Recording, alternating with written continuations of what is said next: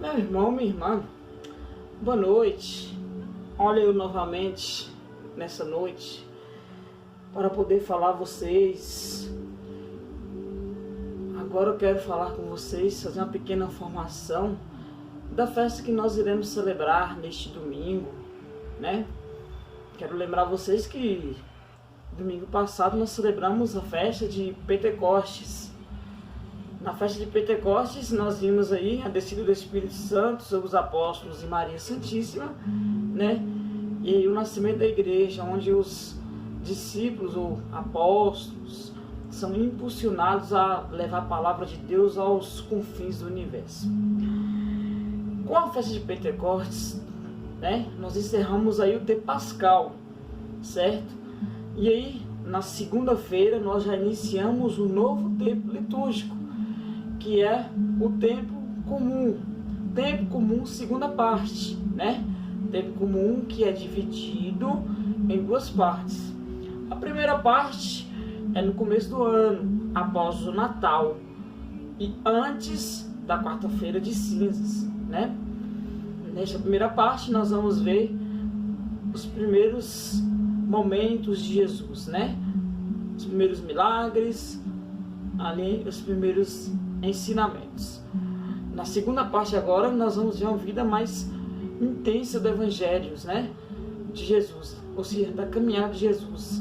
Vamos ver por total sua vida, como foi seus ensinamentos, como foi aí seus milagres, seus sinais. Aí agora nós vamos ver nessa caminhada. O tempo comum, ele tem 34 semanas, né?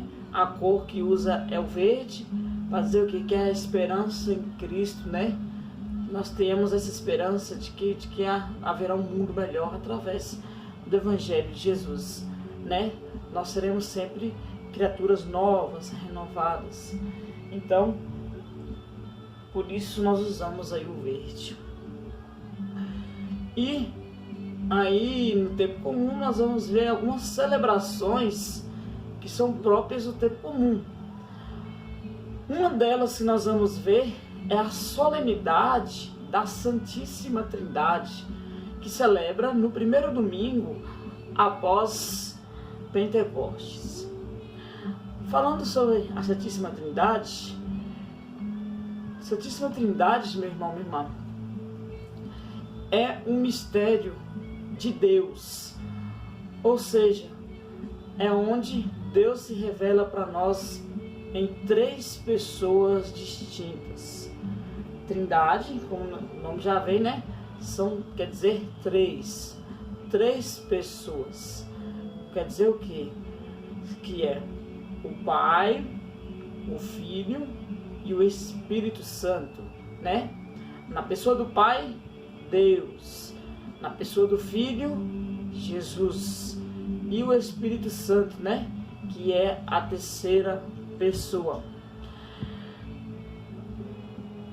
Nós sabemos muito bem que nós temos uma religião monoteísta, ou seja, acreditamos num Deus só. E por isso que este é um mistério que é difícil para as pessoas compreenderem. Como é que é um Deus e ser três pessoas? E três pessoas serem o mesmo Deus. Por isso que nós falamos, é um mistério de fé. E por isso que nós somente podemos compreender se nós tivermos fé, se nós acreditarmos que Deus é um só, mas que age em três pessoas diferentes, né? As três pessoas não se separam de uma só, né? Elas são unas, né? São trinas, mas são unas. Então, meu irmão, minha irmã, essas três pessoas, o Pai, ou seja, Deus, o Filho, ou seja, Jesus, e o Espírito Santo, sempre agiram na história da humanidade. E na Bíblia não é diferente. Na Bíblia não é diferente. No Antigo Testamento, a maior parte da história, ou 95% 95, 98% da história do Antigo Testamento, a pessoa que mais aparece é a figura de Deus. Deus que sempre esteve com o seu povo, caminhando, esteve sempre orientando o seu povo, né? Que esteve sempre ao lado nas batalhas, que esteve sempre ao lado ali para fugir da escravidão, que esteve ao lado sempre para mostrar, que esteve sempre ao lado para agir em favor do seu povo. Mas também a pessoa de Jesus, né? Não é escrito lá Jesus no Antigo Testamento, mas existe lá o verbo, ele pairava sobre as águas. Jesus era apenas o verbo, o prometido. Vários profetas citaram o verbo, né? Jesus, ele era o verbo. O Espírito Santo também estava presente, sim. Agia no meio daqueles profetas, agia no meio daquelas pessoas enviadas para conduzir o povo de Deus. Então, a Santíssima Trindade aí agia dessas maneiras aí. Claro que nós conseguimos identificar mais a presença de Deus, o Pai, no Antigo Testamento. Mas também eles agem no Antigo Testamento de maneira junta. Olhe bem o que fala. Vou citar aqui, ó. Lá em Gênesis, fala assim. No relato em que a Trindade se revela por 3 anjos que aparecem a Abraão, próximo ao carvalho de Mambré. Ou seja, 3 anjos que anunciam que Abraão ia ter um filho. Então ali, segundo os teólogos, falam que era a Santíssima Trindade ali, na pessoa dos anjos, né? Uma outra passagem que apresenta também aí a Santíssima Trindade, né?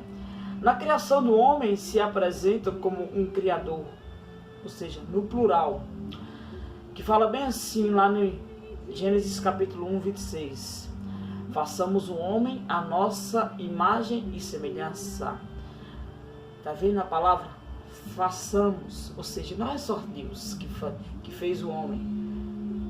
É a Santíssima Trindade que fez o homem. Nós somos imagem da Santíssima Trindade. Imagem de um Deus unitrino. E um outro exemplo que eu quero citar a vocês, da ação da Santíssima Trindade junta no Antigo Testamento, tem várias, mas só para mostrar que eles agiam juntos, mas muitas vezes nós não notamos. No episódio da Torre de Babel, o Senhor Deus nos fala em plural. Vamos, desçamos, para lhes confundir a linguagem, de sorte que já não se compreendem um ao outro. Está lá em Gênesis, né? 11, 7. Ou seja, vamos, desçamos, né? Ou seja, para confundir o povo naquela época, que eles estavam construindo, querendo chegar até Deus. E aí, confundiram as línguas, não conseguiram fazer a torre, né? Torre de Babel. Então, isso é no Antigo Testamento para mostrar aí a ação da Santíssima Trindade. No Novo Testamento, ou seja, nós vimos aí no Antigo Testamento a ação maior de Deus. No Novo Testamento, nós vamos ver a ação maior de Jesus e depois do Espírito Santo, que continua a agir em nós até hoje. Jesus, ele age no Novo Testamento, nos Evangelhos, com a sua própria vida. O Verbo divino se fez carne e habitou entre nós. Veio fazer morada para que nós pudéssemos aí compreender e viver a palavra de Deus, né? Veio ensinar um novo jeito de viver. O Espírito Santo, depois que Jesus morre, ressuscita, vai para o céu, e nós vimos na semana passada, ele desce, né? E aí se faz morada no meio de nós. E é ele que nos guia na nossa caminhada até os dias de hoje. Então o Espírito Santo também, ele age ali depois de Jesus, né? Após o Atos dos Apóstolos, até os dias de hoje na igreja. Então podemos ver que a Santíssima Trindade está em toda a palavra de Deus, né? De modo separado, Antigo Testamento Deus, Novo Testamento Jesus, nos Evangelhos, e o Espírito Santo através dos apóstolos, né? Aí na missão da igreja. No Novo Testamento também aparece a Santíssima Trindade. Agora aparece mais de uma forma também figurada, né? Onde dá para identificar que são três pessoas. Um exemplo claro, no batismo de Jesus, né? Quando Jesus é batizado por João. João batiza Jesus, aí depois vem uma pomba e uma nuvem do céu que diz: Tu és o meu filho amado, em ti me comprazo, né? Ou seja, aí já aparece a Santíssima Trindade, a pessoa de Jesus, a pomba, o Espírito Santo e uma nuvem do qual saiu esta voz bonita, que é a voz de Deus. E um outro exemplo que eu quero deixar para você, meu irmão, minha irmã, é a ação da Santíssima Trindade quando Jesus fala que nós devemos agir por meio dela na hora de batizar e na hora de proclamar o reino de Deus, que fala lá em São Mateus, lá no final, quando ele se despede, que fala assim: portanto, ide, fazei discípulos meus todas as nações, batizando-os em nome do Pai, do Filho e do Espírito Santo. Ou seja, toda a nossa ação de proclamar a palavra de Deus e batizando, nós estamos em nome da Santíssima Trindade, em nome do Pai, do Filho e do Espírito Santo. E para terminar nessa formação sobre a Santíssima Trindade, a Santíssima Trindade também está presente em nossa vida, né? Quando nós traçamos o sinal da cruz, quando nós falamos em nome do Pai, do Filho, do Espírito Santo, quer dizer o quê? Que nós estamos reunidos em torno da mesa da palavra de Deus e da mesa da Eucaristia através da Santíssima Trindade. Por isso invocamos em nome do Pai, do Filho e do Espírito Santo. Por quê? Porque é em nome dela que nós nos reunimos. Não tem como ser em nome de outra pessoa. Então por isso nós nos reunimos aí em nome da Santíssima Trindade. Certo, meu irmão, minha irmã? Então, por isso que é importante nós sabermos disso. Nós não reunimos em nome de outra pessoa, mas em nome da Santíssima Trindade. Na missa, nós traçamos a cruz sobre a fronte, na boca e no nosso coração, para dizer o quê? Que a palavra de Deus esteja na nossa mente, na nossa boca e no nosso coração. Mas que a Santíssima Trindade, ela que possa estar no nosso coração, que possa nos conduzir. Por isso nós traçamos o sinal da cruz na testa, na fronte e na boca.